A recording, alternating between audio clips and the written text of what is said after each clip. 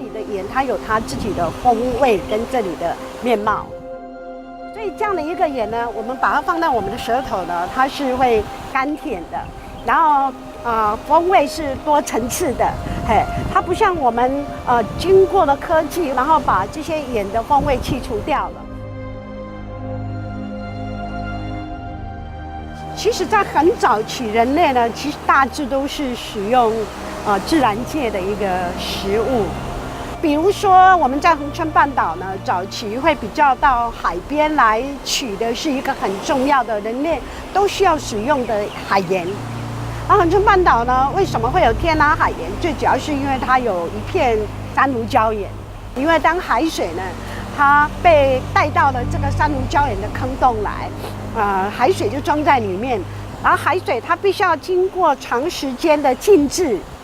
或者长时间的水分蒸发。然后在春天，大致都是在春天可以收到盐，所以呢，我们就称为它是春天的盐，也就是我们所说的洋回啊。我们在珊瑚礁采这个 logo 洋它就是100%天然，但它的地形就是珊瑚礁的面貌那没有人工的行为。那这样的一个盐呢，它涵盖所有盐的矿物跟微量元素。对我取盐来讲，它的情感上是非常深厚的，因为它除了我向我的父母亲学习之外，我也在向大地学习嘛。如何来取得这样的一个食物？那我会做盐呢，是因为我想把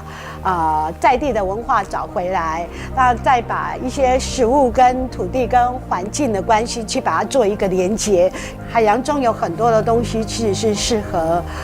跟人可以来做沟通的，就是说，我们适量的用它，那我们对它可能会有一些保护，或者是会感恩于大地这一件事情。况且它是在地，那我们在做盐的时候，当然是以在地的海藻来跟我们在地的盐来做结合，而不需要去用外面来的资源来做盐。马尾藻它是一个很特殊的藻类，它是属于一个海洋中的季节性的食物。通常它是在我们的农历的，应该算是每一年的2月到5月才可以采得到它，也是它的生长期。马尾藻跟青草同款，爱先泡到干，伊即马若煮起来，较无迄个一个食物碱的味道，还是你若无泡，你若落煮，伊的物件会改紧歹。所以咱若搁先甲泡到干了，再来搁来兄弟，还是来含盐做伙煮，来变成那个马尾藻海盐。那其实我们天地间有很多的东西。它是必须要经过长时间来处理，比如说我们海藻有褐藻糖胶，这个东西它是必须要经过长时间的熬煮，这个褐藻糖胶它才会出现。它出现的话，它可能会含有比较碘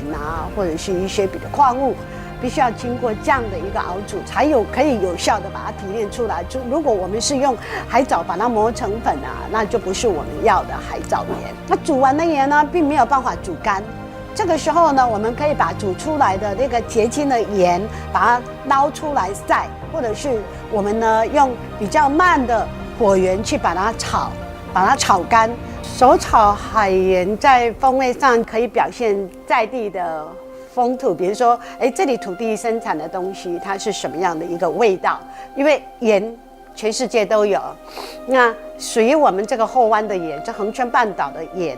它的风味可能会跟盐田在的盐是不太一样的。